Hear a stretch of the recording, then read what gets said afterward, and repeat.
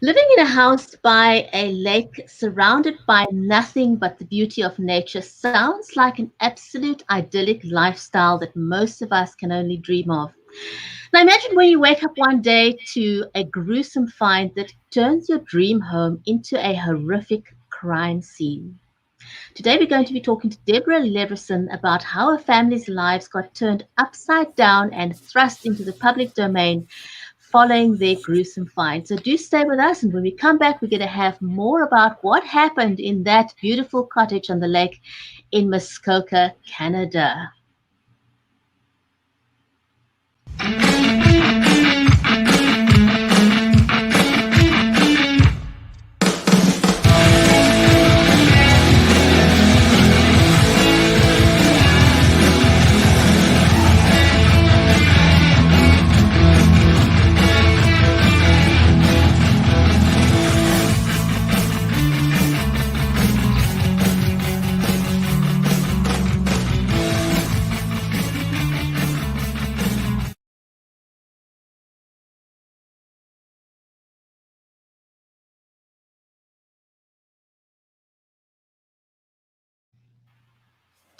If you're just joining us, welcome to the Writer's Corner live show where we elevate engagement and relationships with authors through live video.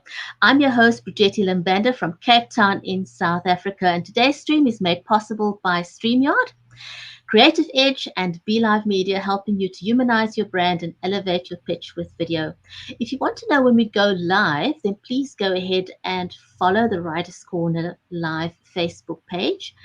And then also on our YouTube channel, please go and click on the notification button so that you get a notification when we go live as well. And in today's show, we're going to be talking to Deborah Levison about her family's lives and how it got turned upside down by a gruesome find in a crate. But first, let me say hello to my amazing friend and co-host, Mary Elizabeth Jackson. She's a special needs and disabilities advocate and also the award-winning author of the Poolicious children's book series.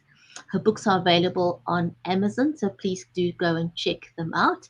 She lives in Nashville in the USA, so do let us know where in the world you are joining us from. And so with that, let me say a hearty welcome to Mary. Mary, welcome to the show. Hi, how are you? Thank you for the introduction. And it's so nice to see you today. And we like to say hi to our audience from all over the world and our buddies that join us every week. And we're so excited to have Deborah on. I love true stories. I think that being able to hear people's background and their things they've been through, their challenges, and this one's particularly it's very emotional, isn't it? But I'm so glad we get to share it with our audience in the world. Absolutely. She's got a unique story to tell, not one that happens to most of us, or I hope not. Right. So let's just say a warm welcome to our audience, though. If you're watching us right now live on LinkedIn, on Facebook, on Twitter, Periscope, welcome to the show. And I think we're YouTube. on Twitch, we're live. YouTube, yes, that too. So whether you're catching us live, put hashtag live in the comments so that we know that you're there now. And if you are catching the show on demand, that's great. Then put hashtag replay. That'll be great to know. So Deborah Levison is an award-winning journalist and publicist. Her book, The Crate, is the story of war, murder, and justice. And it's a true crime story with echoes of the Holocaust. We'll find out how that ties into it. The Crate has received 7 literary awards. The New York Times bestselling author's lead child called it impressive and important. And James Rollins said it has a gut punch with such harrowing moments that you have to stop and take a breath. Oh, that's a big deal.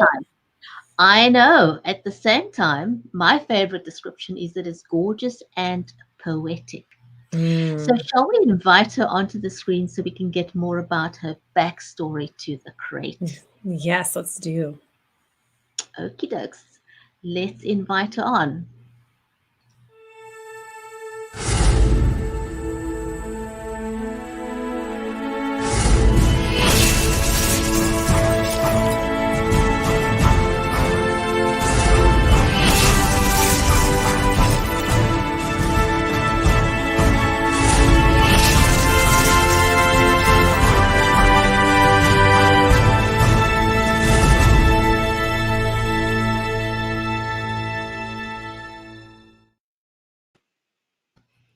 Hi. Hi, Hi, Amy. How are a you? hearty welcome to the show. Thank you. Thank you both for having me. That is some video introduction. It's like Star Wars. I feel like you're on a rocket. Do you feel special? Because we hope you feel very special. We like to roll the red carpet out and the band and Love it. everything. Yeah. I So, love it. Should have so dressed up more. oh, we love it. We're so glad to have Debbie, you on. Thank there's so you. much I Really want happy to to be here. ask you. I've got like a gazillion questions, and so I think it's going to be one of those shows where it's really hard to sort of just keep it to 30 minutes, but we do only have 30 minutes. And so I want to kick off by asking you to tell us a little bit about the background of your parents and what your cottage on the lake in Muskoka meant to them and to your family.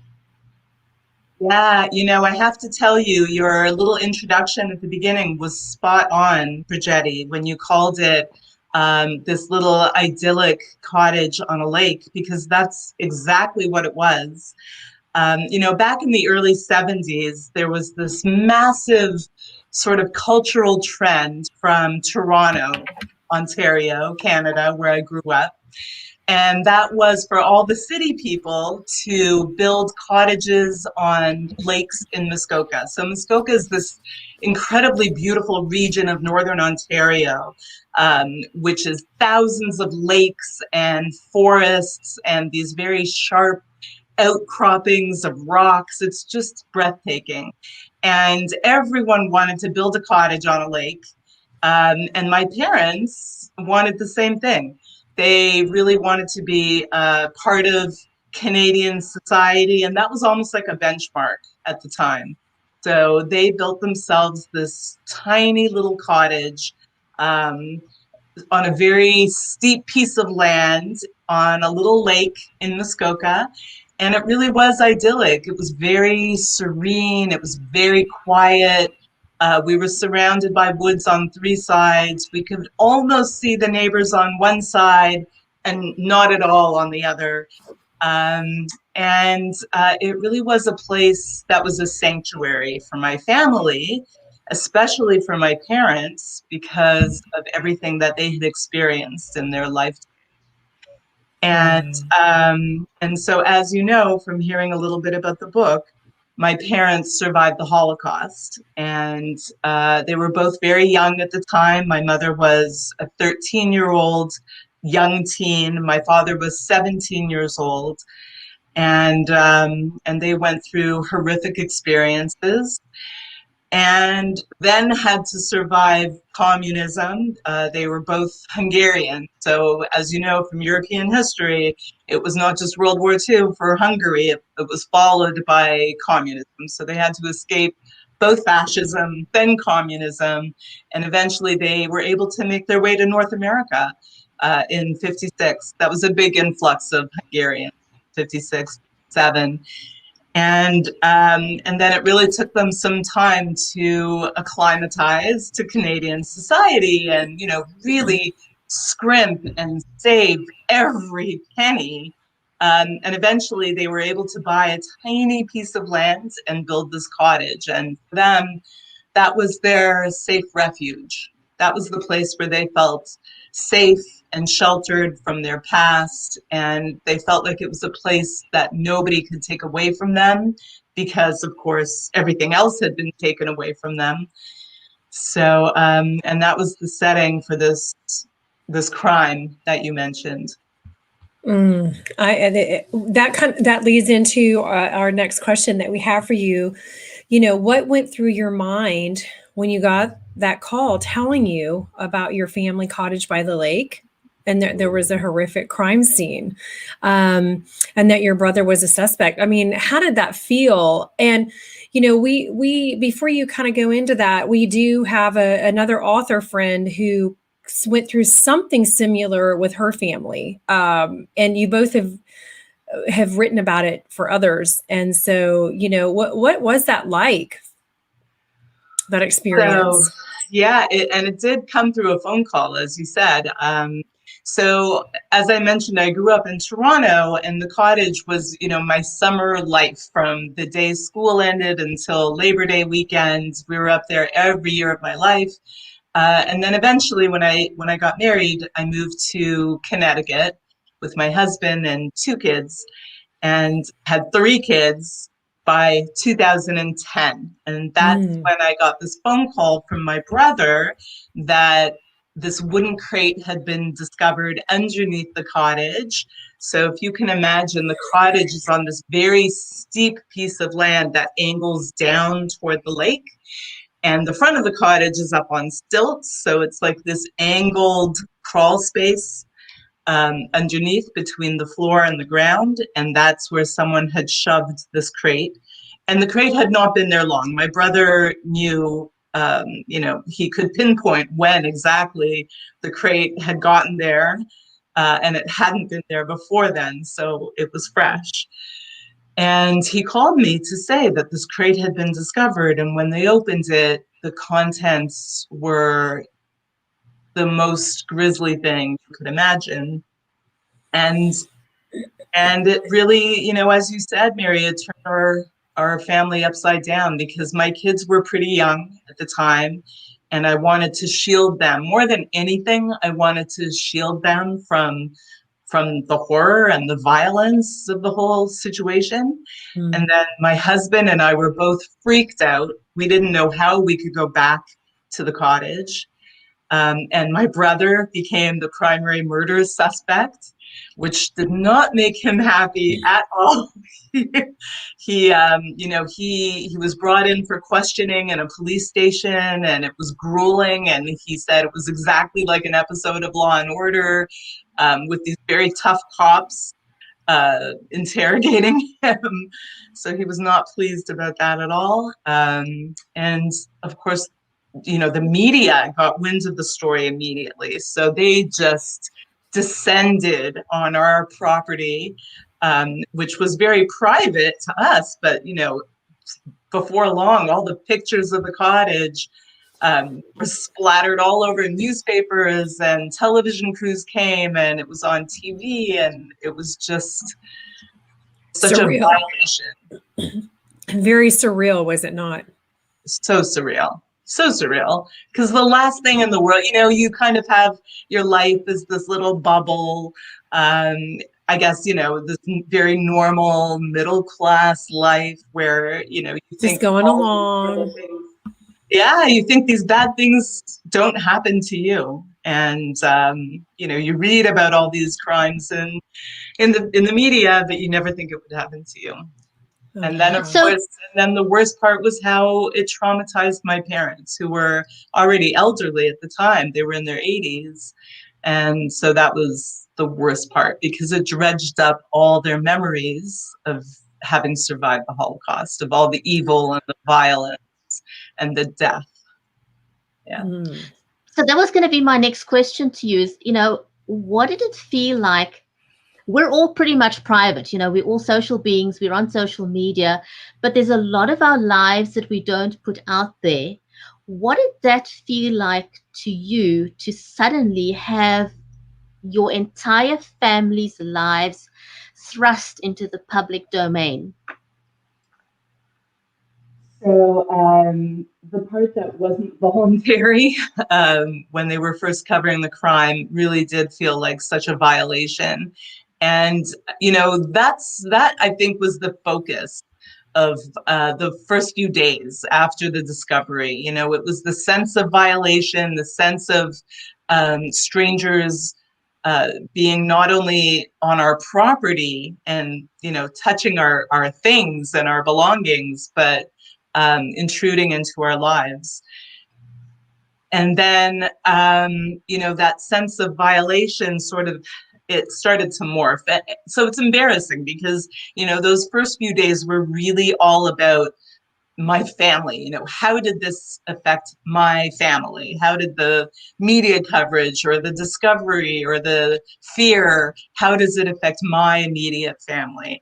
So I was really kind of caught up in my own head those first few days. But then there was an autopsy, And when I found out who the victim was, then my thinking kind of began to morph into, well, wait a minute, there's an actual victim here. We're not the victims. There's an actual poor young woman who has been murdered. And imagine what this is doing to her family. What we're experiencing is nothing compared to what they're going through. And so it was that sort of shift in thinking about how it affects us to how it affected, the victim and her family. Yeah, so that's what we also want to know. Like, how did you balance all that? How did you balance protecting your parents, your family, and dealing with that whole realization that a human being is now, is gone. So how did you protect your parents, when you were seeking justice and trying to find the truth? And how were you able to balance all that? I can imagine it was quite a nightmare and very stressful. And, we watch movies about stories like this and protecting the children, friends talk, things get started at school. Did it seep into your children's life as well? So one of the first things my brother said to me during that very first phone call when he broke the news, he said that I would have to tell my older two children, who were maybe 14 and 17 at the time, because he said there was no doubt they would find out on social media. And he thought it would be much better to come from me than to just, hear about something that happened. Because my kids, we really tried to pass along the connection to the cottage, not just from my parents to me, but from me to my kids as well.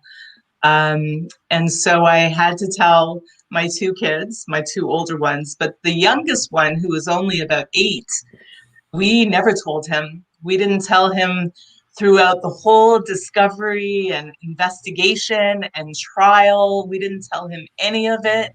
It was this really well kept, I think it was a really well kept secret, because he still to this day says he didn't know anything about it until the book came out. And then, of course, he was going to know about it. So we sat him down then and told him. But and then even when we did, because I had wanted so badly to shield him, especially from the violence, because I wanted to preserve his innocence, which is interesting, because that was the theme of my whole life, of my parents wanting to preserve my innocence and not telling me what happened to them. But turns out when I did end up telling him, it didn't even faze him. I think, kids are so inundated with violence and video games and whatever else they watch on TV and movies and social media, what they hear about, didn't even faze him. He was like, oh, really? Oh, well. Oh, wow. Children are amazingly resilient, eh? Yes. It's crazy. Yeah. So to me, it almost feels like poetic justice that you got to write the story of someone who never got the opportunity to tell what happened to them. How does that make you feel, to be able to share something so gruesome and amazing at the same time? So you hit the nail on the head. So eventually I started thinking that here was this young woman who didn't have a voice. She didn't really come from a family of means, and whatever media coverage there had been about the murder, and specifically about her life, I thought was so unfair. It was so skewed. It really did that whole blame the victim thing, which made me angry.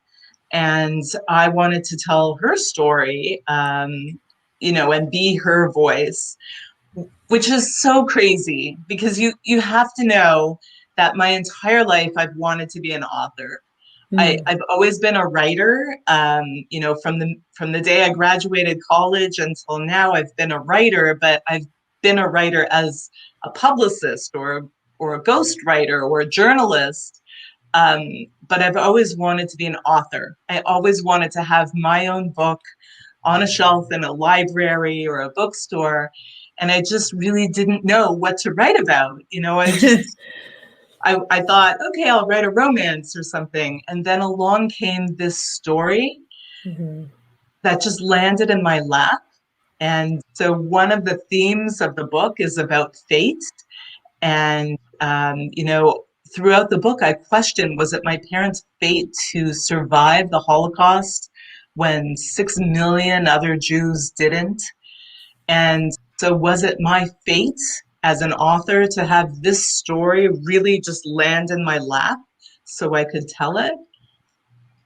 So yeah, I Yes. really did want to be the voice of the young woman. And at the same time, I realized I could tell my parents' stories from the Holocaust. How did everyone in your family feel about you writing this story?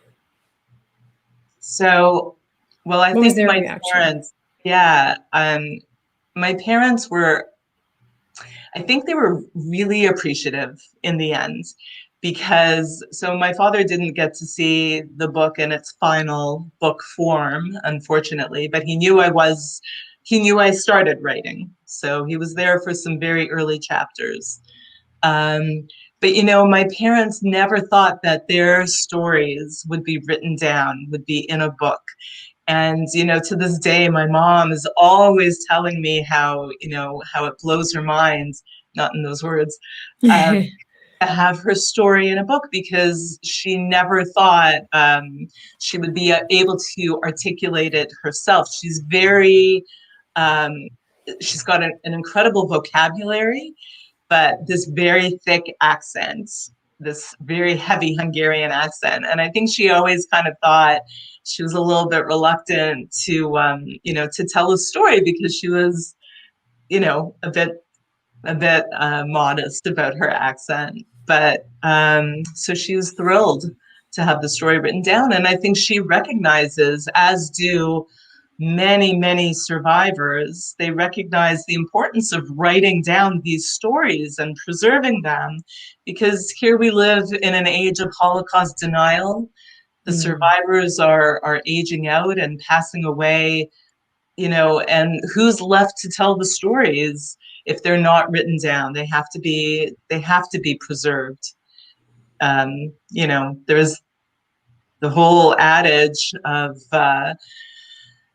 being ignorant of history and then being forced to repeat it. So I think that's very true. I think this particular part of history needs to be preserved as much as possible. Absolutely. Absolutely. Yes. What's your favorite part in the book? Like, what is something that really makes you feel like, I'm glad I wrote that?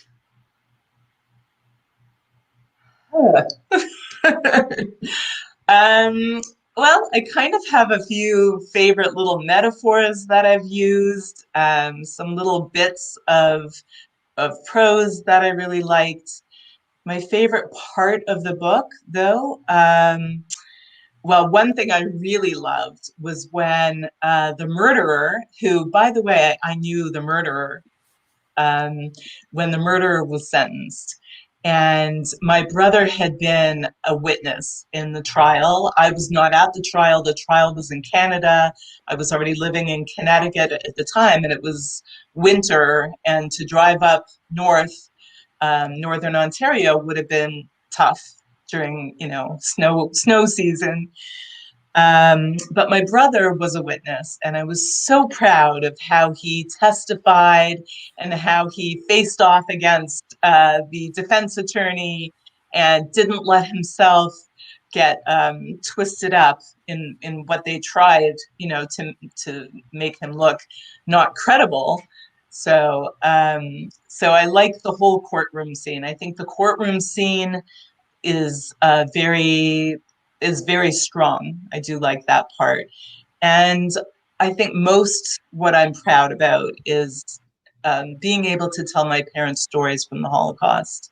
Being able to paint the picture of what they suffered and what everybody else suffered, And, just like a little microcosm because there are so many different stories, so much variation in what people went through to survive. And I was really glad I was able to just give a little snapshot of what two people went through.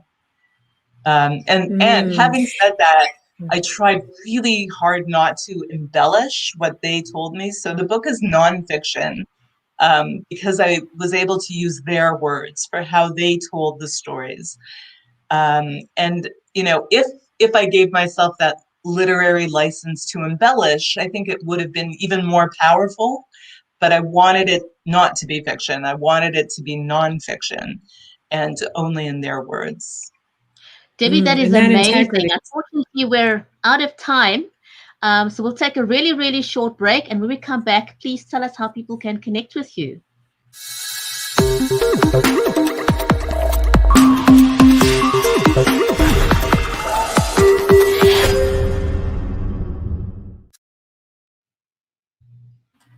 Yes, where can people find you? And I really hope this gets turned into a movie.